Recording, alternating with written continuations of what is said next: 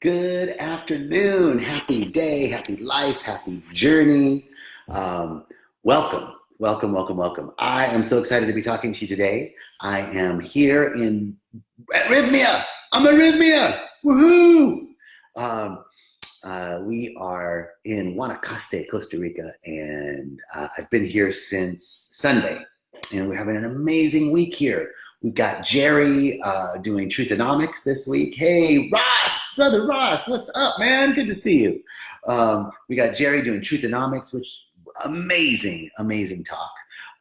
Bula, right on, brother. Randy, hey, man, nice to see you. So this week has been amazing at Rhythmia. Patty, hello, welcome. So glad you guys are here today, man. So I'm so excited. I'm at Rhythmia. This for a month. I'm at Rhythmia for a month. We've got so many amazing things happening here, and it is the rainy season in Guanacaste, which is beautiful. Hey, Amanda, happy birthday, Amanda. I happen to notice that it was your birthday today, sweetheart. So happy Appearance Day. We like to say that it's not your birthday, it's your appearance day, because it's your mother's birthday. Your mother gave birth, but you appeared. So happy Appearance Day. Happy journey, happy life. So glad you are on this planet, Amanda, with your sweet presence. Okay, topic today, you got it. Topic today is new beginnings. And what is Rhythmia about but new beginnings? I can't tell you, this week has been amazing. Tara Lee, hello from Alaska, welcome. So we are on fire this week. Oh my God, the energy is off the hook. These guests that are here this week are transforming. Oh my God. We're going to talk about that a little bit in this talk on new beginnings. But wow, what a tremendous. Hey, Adam, nice to have you. Hey, Patty, you're going to be here in 4 weeks. Awesome. Regine, nice to see you. Patty, we might be passing. So let me know the dates that you're here, and I'll make sure if I can be here, I'll say hello. Okay, new topic, new beginnings today. Really came through as I was preparing for this talk, and I am so grateful that I get to do this. I'm so grateful that I get to share these ideas and allow something to come through. So anyway, new beginnings. What's really coming to me that I want to share with you this week is for the new beginnings, for the newness to emerge, we've got to clean our garden, right? We got to clean our garden. If you're going to plant something, it's probably going to work if you throw a seed in the ground and there's weeds and it hasn't been a good haven't taken care of the soil. But if you weed that garden, if you till the ground, if you make sure it's the right time of year and there's moisture and the temperature's right, and you add some fertilizer, you're gonna have a way better result, right? So for us, as we come to, hey David, nice to see you, brother. As we come to these new beginnings, as we come to begin again, to renew ourselves, and we know the truth that the spirit of the living God, Mother Ayahuasca, Mother, Father, God, the universal presence, divine intelligence, whatever you want to call it, that this spirit is renewing, rejuvenating, and revitalizing constantly. It is constantly making of itself, taking out of itself, and making more of itself every spring, every cycle, newness, right? So new beginnings are a pattern, are a ritual for us. And we need to get into the rhythms of life, into the rhythms of nature. That is what Rhythmia is all about. Hey, Patty, I see when you arrive, I'll get back to you. And Jill, hello. Chaye, my cousin. Good to see you, Mikey. All right, new beginnings. As we start this process, as we begin to recreate ourselves, we must first clean our gardens. And the first thing we do to clean our gardens is forgive. Forgiveness of self and others. This is huge in order to clear our perceptual windows, to clean the soul, to clean our perception of reality, right? Reality. The Bible says God's eyes are too pure. Actually, I don't think it's the Bible. I think it's the Quran. God's eyes are too pure to perceive inequity. The eyes of the divine can't see anything but perfection in you, can't see anything but your magnificence. And this, we want to take on that quality when we see others and ourselves. We're so hard on ourselves. Oh man, beat ourselves up all the time. So the idea is that we, hey, Dee, great to see you, sister. So the idea is that with forgiveness of self and others, we begin to renew ourselves. We begin to weed that garden, because forgiveness becomes toxic. The toxic nature of unforgiveness only hurts us. It doesn't hurt the other person. It only hurts us. So for forgiveness, we must release our anger and irritation. And most of that anger and irritation is directed at ourselves. And when it's directed at somebody else, it's projected and transferred out, right? Because that which we do not like in others, that which I am judgmental about in others, are the things in me that I don't like. And I'm transferring it out to them. This is basic psychology 101. So the first piece is to release our anger and irritation towards ourselves. And all that is required to do that is to open up. It doesn't require, there's a beautiful forgiveness practice where we say to ourselves and to the other person, in essence, I forgive you and I forgive me. Anything that I've intentionally or unintentionally done to hurt or harm you, anything that you have intentionally or unintentionally done to hurt or harm me is forgiven. I release this. Hi, that's my phone going off. Let me go ahead and turn that off right now.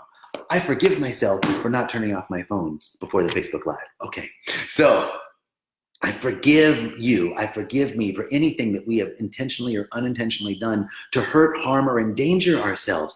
All is well in between you and between me. My mother, Cecilia Sakely, Jacob, love you so much. She used to say that, hey, Thomas, she used to say that forgiveness, she understood empirically the toxic nature of unforgiveness. And she wouldn't put up with it. She wouldn't allow us to be upset at our brothers or sisters or at other people. She just had no room for it. And she would say to me, holding on to unforgiveness, not forgiving yourself or not forgiving another, is like holding a thorn in the palm of your hand and squeezing that thorn and then complaining about the pain. It hurts so much. It's hurting me. It's hurting me.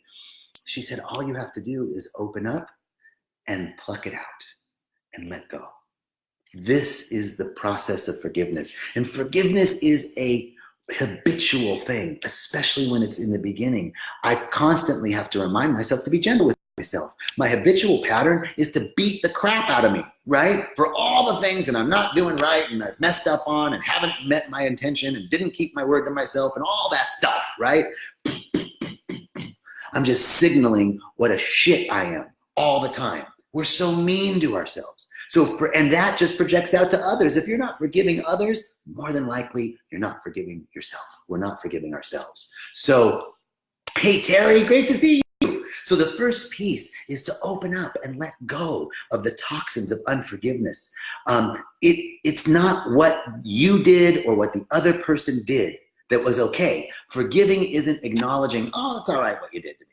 No, but it is saying, I simply am no longer willing to carry this pain any longer. I'm not going to hold that thorn in my hand and squeeze and complain about the pain. I'm going to open up and let go.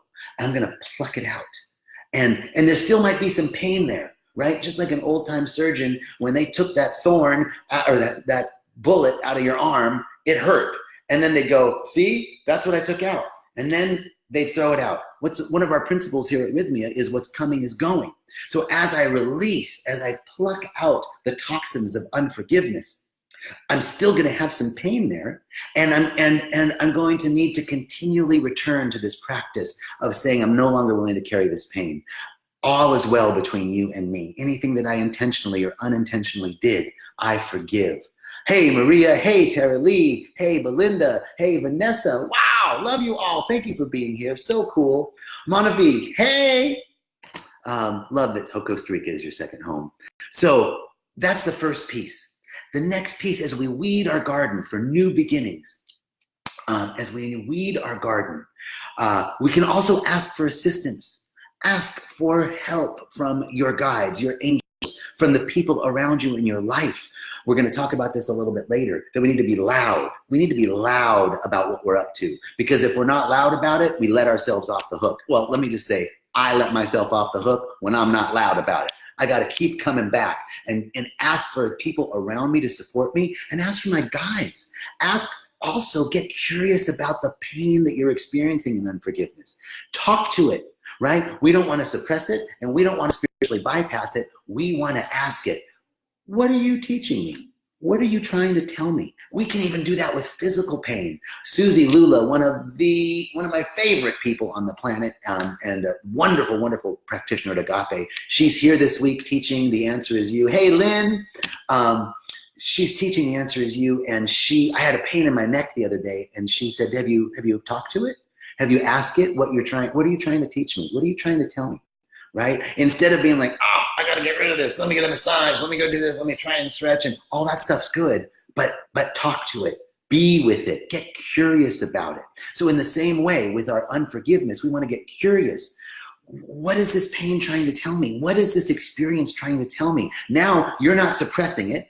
You're not denying it. You're not resisting it. And you're not bypassing it. Like, everything's fine. Everything's fine. No, you're going into it. You're getting curious about it. Right? So that's the first piece with releasing and forgiving. New beginnings begin with cleaning our garden, and the way that we clean our garden is to forgive ourselves and others. Then we can move into a space for new love to emerge. We have to be open with our heart. We can't be open. We can't have an open heart if we are stuck in the toxins of unforgiveness. So to be open, once we open and let go, pluck out that pain, we can now be open to a new infusion of divine love. We can be open to changes, and we don't have to cling so tightly to the ideas of how it should be and how I want it to be. We say at Agape, don't should all over yourself. You know, when the should hits the fan, let me tell you, it can get nasty. So we don't want to should, we don't want to live in the normative statements of it all. We want to stay in the Neo, hey brother,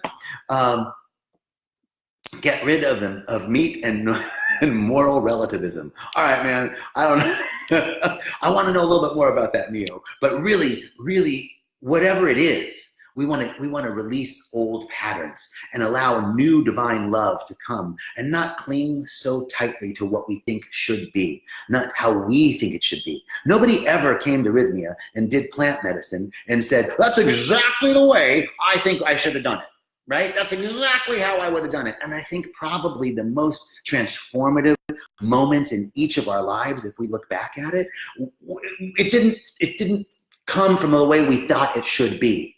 It came in an unexpected manner. It came in a surprising manner. So we can't be open to surprises, and we can't be open to the unexpected if we're clinging too tightly to how we think it should be and holding on to the unforgiveness, to toxic unforgiveness. So as we release and forgive, we can be open to the new influx of divine love.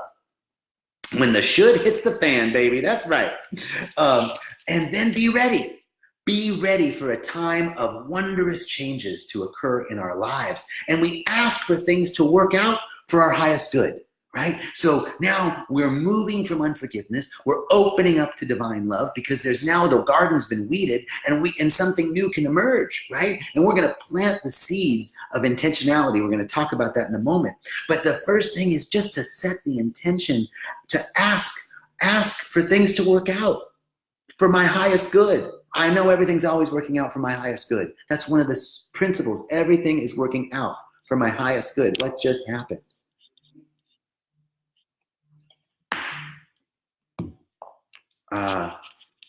Hold on. Did I just lose everything?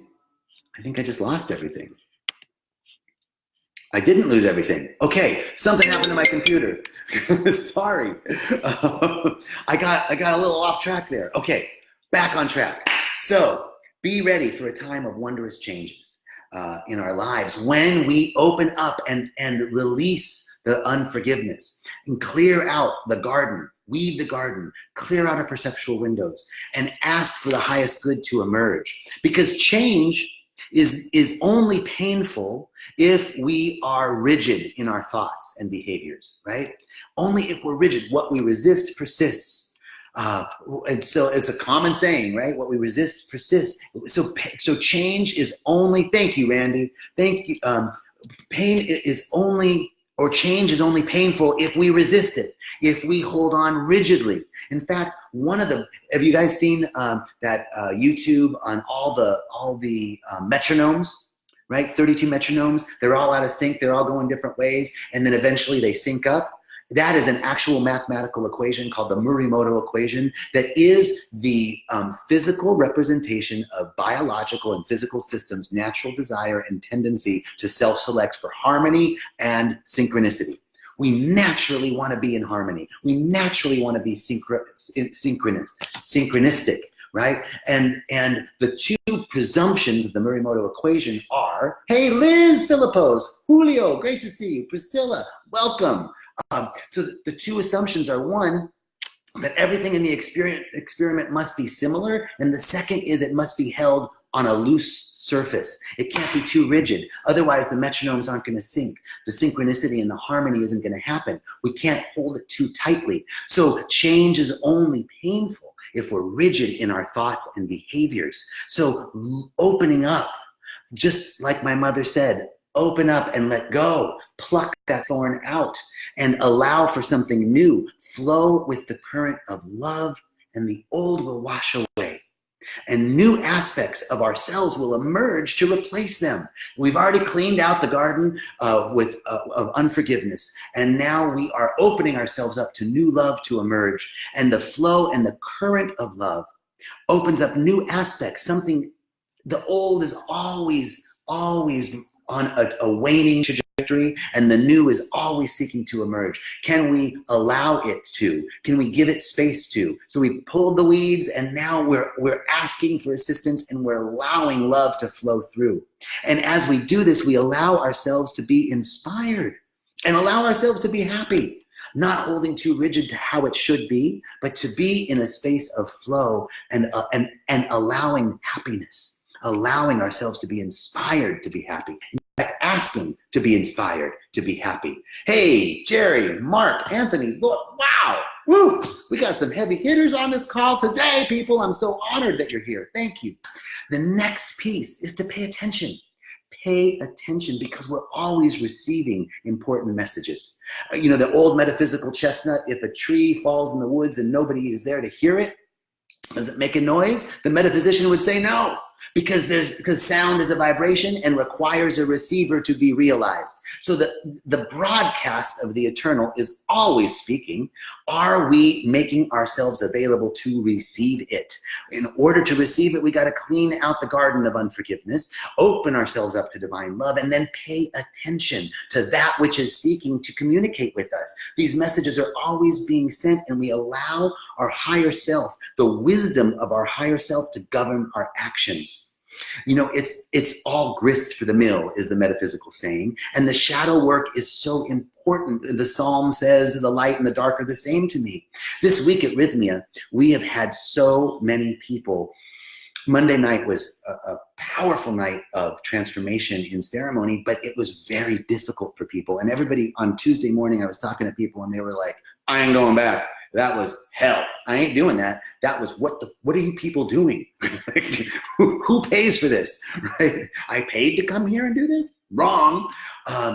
Tuesday night was the most beautiful night of divine love. Just powerful, powerful. Everybody came out and they were enlivened by this experience. Now, the key is that the light and the dark are the same to me. It doesn't matter. The Spirit's going to use it all. Spirit will use it all. And as they moved from a difficult night, that is our principle here at Rhythmia, is what's how many going. So all the difficulty, all the crap the pain that they were experiencing wasn't coming to them. It was being released. They released something, allowed their perceptual windows to be cleared, and Tuesday night created the space for divine love to flow in. So it's all being used. Whatever our experience is being used. And so thank you, Jill. Thank you, Tara Lee. Thank you, Regine. And this is what we're seeing at Rhythmia. What you are expanding, right? Remember this, who you are today is different than you were yesterday, and who you are today is sure shooting different than you were 5 years ago. My brother and Jerry tells the story of somebody coming to visit someone that hadn't seen him for 8 years, and he was having a really bad week, and that person said to him, "Man, you are amazing. I can't believe how well you're handling this." And he's looking at her like, "This is one of the worst weeks of my life." And she said, "But if you saw yourself 8 years ago, who you were 8 years ago, right, you wouldn't have been like this." So here's the thing. We're constantly expanding, but we must, that expansion and contraction that occurs, it doesn't go expansion, contraction, expansion, contraction. We're expanding, and then we contract and expand and contract and expand and contract and expand and contract and expand. So, we're all, where we are today is a much more expanded way of being. Even though we might be going through a contraction, it's way more expanded than we were 5 years ago or 10 years ago or yesterday, right? So it's all, the contrast fades. That's one of our principles that we teach here. The contrast between who you were and who you are today in your new standard of living, that fades. But the healing, the expansion stays. And so we pay attention to the messages. We pay attention to what is being delivered to us. And as we have cleaned out our perceptual windows, weeded the garden of unforgiveness, allowed divine love to flow through us, and then we're paying attention to the messages that are being delivered, we can finally hear them. We can finally hear that message. We can then, within this new framework, set an intention. Our intentions create our experiences. I love the question, what would I love to experience? What would I love to experience in a relationship? What would I love to experience in my job? What would I love to experience today? What would I love to experience in this meeting? What would I love to experience tonight? What would I love is the highest vibration. And so we begin, that question moves us out of the how. How is this going to happen? How am I going to have a great meeting? How am I going to get the job of my life? How am I going to meet the person that I want to meet? And moves us into the qualities. What would I love to experience? I'd love to experience openness. I'd love to experience liberation. I'd love to experience freedom. I'd love to experience abundance of all manner, peace of mind, health of body, and all material needs met. What would I love to experience? This is the question to ask, to begin to set our intentions. And our expectations for what we want to experience are the seeds of our intention, right? Intention drives experience. Our expectations of the experience are the seeds of our intention. So we choose to infuse our intentions with love and see ourselves and others as happy and successful and peaceful, just like the divine sees each of us. One of my favorite moments with my great teacher, Reverend Michael, was talking to me about a woman that we were working with who was very distraught and wanted to commit suicide. And he said this to her: "Juan Carlos Martinez, hermano, qué bueno verte. Gracias, Juan Carlos. It's great to see you, brother." So he said to this lady, "I want you to, any thoughts of not enoughness, any thoughts that you have of killing yourself, of taking your life, I want you to release. And I want you to hold on to one thought only. And that is the thought of the divine, how the divine sees you, that there is a loving presence that sees you as magnificent, that only sees you as magnificent and only wants your happiness and success." This is the thought. As we choose love and see the success of others, we see ourselves through the eyes of the divine. For God's eyes are too pure to perceive iniquity. God's eyes are not looking at us for all the little things we forgot to do and didn't do right, only seeing our magnificence, only seeing our perfection, only wanting our happiness and joy. So this begins to, as we seed our intentions through the expectations of our experience, what would I love to experience? We begin to see ourselves as happy and successful and peaceful. And we want that for others as well. You know, LA is all about traffic to some degree. LA is all about a lot of other things, right? I don't mean to be claiming that, but there's a lot of traffic in LA. Let's just say, what's so? It's okay to call a thing, right? So when I'm in traffic, I notice that I tend to like want to get ahead, like any little bit, right? But sometimes when I'm conscious enough, I can remember that everybody's just trying to get home.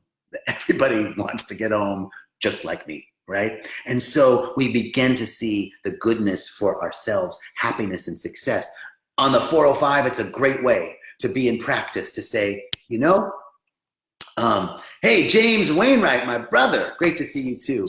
And I'll give you a joke. Thank you. I got asked for a joke and I'm going to tell you a joke. But in traffic, it's an opportunity to practice, right? To see the success. Everybody gets home, just like me. Everybody. So we're in this moment, we raise our vibration throughout the day as we begin to see not only success for ourselves, but peace and success for others. And seeing that through the intention as we choose to infuse our intentions with love. I want the best for myself and for others, individually and collectively. This is our trajectory. So the other thing I want to tell you about intention, which really hit home for me this week, is be loud, baby. Say it loud, say it proud. My intention. Right? Intention is the key. But if I don't speak my intention to those around me, if I don't speak my intention to my guides, to my angels and saints and all of the ancestors, if I don't speak my intention to my colleagues and my coworkers and my family and my loved ones and my friends, then I'm way, way too easy to let myself off the hook, right? So that's the other key, is say it loud, say it proud, be loud about your intentions. The way to replace old negative mental habits with more empowering thoughts is to begin to change those thought patterns. And neurologically speaking, chemical and neurologically speaking, those thought patterns become ingrained physically in our body, right? They become ingrained in our body, and the body becomes addicted to ways of thinking. And when we want to change thought patterns, it's hard. We've got to move. We have to move into the unknown, because the known is comfortable, even though it might not be healthy. Old ways of being. I make an intention to change an old habit or a pattern. I want to release old habits, right? But my body is addicted to feeling this way from the neurochemicals that are produced by thinking about it in a certain way, and that's outpicturing in my body, and I'm physically addicted to it. And now I've got to pivot and turn towards something else and step into something that's a little uncomfortable, right? Because the known is comfortable, even though it might not be supporting us in our greatest yet to be. The unknown, woo, that's uncomfortable, and we naturally want to retract from that. So as we clean our garden, we can step into new beginnings as we begin to stand in the awareness that this is a long pattern that we've been experiencing, and it's going to take some time to rewire our neural pathways. We have neuroplasticity, right? But we gotta be gentle with ourselves and know that each time I make a new choice, I'm choosing something new, I'm rewiring my brain. And it's going to take a little while, you know, to ingrain that pathway, like an animal path in the jungle, right? It takes a while to make that a pathway, the path more traveled. Right? So, because right now it's the path less traveled, and we're going to have to keep turning.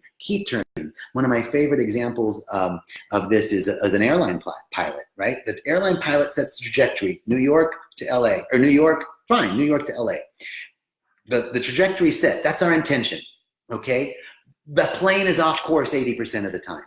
The pilot's job is to continually shore up to trajectory, shore up to intention. That's what we must do in order to increase our neuroplasticity and engage ourselves in new ways of thinking, forge new ways of seeing.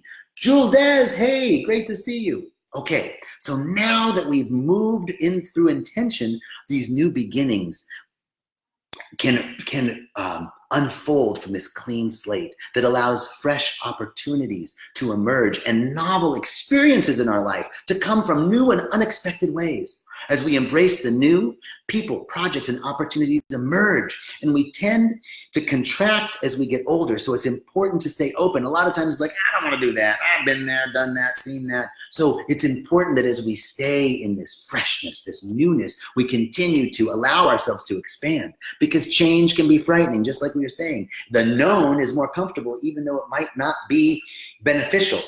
any longer. It served us at one point, but it's no longer serving us, and that old pattern still hangs around. How do we get rid of it? Well, first is to recognize that in order to change something, we're going to have to move into the unknown, and that can be frightening. I used to think, hey, Gregory, thank you, brother. I used to think that, I don't want anything to change. I like it just the way it is, right? Don't change anything because I'll lose what I got, right? But here's the truth.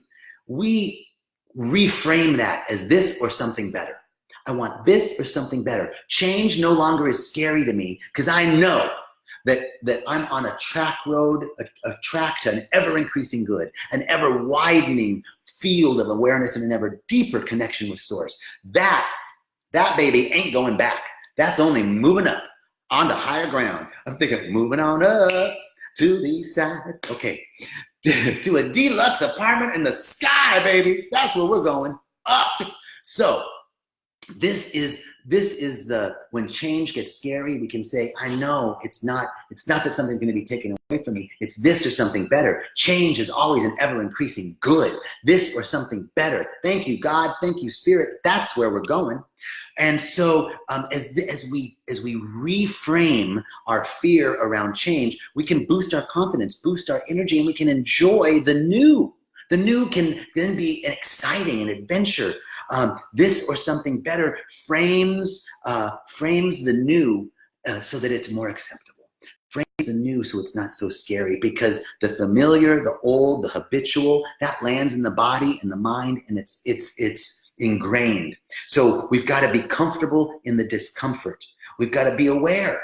We've got to be aware, hey, this is going to be a little challenging. Sometimes it can be challenging, but if I'm aware of it, then I'm not dominated by it, right? Awareness is the key here.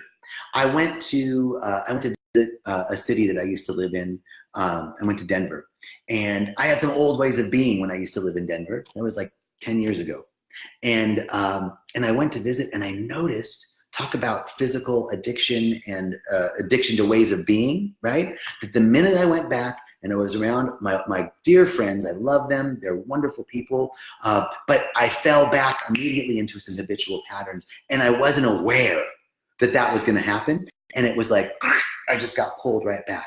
But that experience helped me to realize that I need to be more aware as I step into old situations. I need to be aware so that I can say, I'm feeling this pull now. Now I'm aware that I'm feeling pulled back to an old way of being, but I want to go this way, and it's feeling uncomfortable. This feels comfortable, but my trajectory is over here. So that awareness helps us stand in our power and to be comfortable and to be aware. We learn about ourselves from these experiences. So this was the idea of the talk. Wow, Liz, what a wonderful compliment. Thank you, my dear. From you. From my teacher, thank you, Liz. So this idea of stepping into the new, we're going to recap, right? Clean our gardens of unforgiveness. Allow new love to flow through us. Pay attention to what that new love is saying. As our gardens are clear and we have a clean slate, we can set an intention by asking what I would love to experience, and have our intention drive our experience. Right? And then be loud about our intentions. Speak it to our friends and family so they can hold us, And then new beginnings emerge as we embrace the new, this or something better. Thank you. This or something better, ever increasing good. That's our trajectory. I'm so grateful to be able to share this. But I have to tell you what I'm even more grateful about is someone asked me for a joke. I love jokes. So are you ready? All right, let's see. It's going to be dirty because I kind of tell dirty jokes. But all right, let's see. Which joke are we going to tell? One of my favorite jokes is a short one, but a good one. 3 ladies, it's not that dirty. There's these 3 ladies from the South. And one's really rich, one's sort of rich, and one's poor. So the really rich one, they're all out to lunch, right? The really rich one says, well, for my birthday, my husband bought me a Mercedes-Benz. And the sort of rich one says, that's nice. Oh, no, man, I messed up my own joke. The sort of rich one says, really? And the poor one says, that's nice. That's very, very nice. So then the sort of rich one says, well, for my birthday, my husband bought me a full-length mink coat. And the rich one goes, really? And the poor one says, that's nice. That's very, very nice. So they both look at the poor one and they say, so what'd your husband do for your birthday? And she said, well, for my birthday, my husband bought me charm school lessons. And they looked at her, they said, sugar, whatever did you learn in charm school? And she said, well, I learned instead of saying, fuck you, you say, that's nice. That's very, very nice. So as you are walking through the day and some unexpected change comes, you can just look at it and say, that's nice. That's very, very nice. So thank you so much. Thanks for asking for the joke. Thank you for joining us. Thank you, thank you, thank you. We're here every week, every Thursday at 12 o'clock Pacific time, 1 o'clock Central time. Thank you again. What a great joy. Come see us at Rhythmia. Come accept your miracle. Come awaken to your transformation. Come be your best self. We would love to walk this path with you. Much love, peace, blessings, love, and light. Thank you, thank you, thank you. Have a beautiful day. Thank you all.